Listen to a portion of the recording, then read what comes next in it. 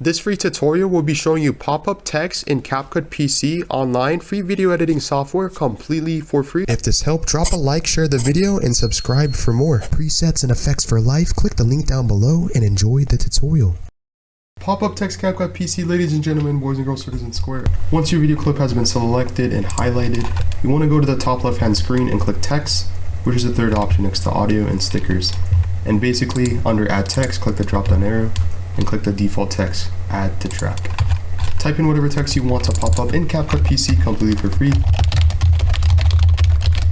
Now basically once you have your text layer selected and highlighted, click drag and select. Go to the top right hand screen and click text and click basic. You can scroll down and adjust the settings how you would like.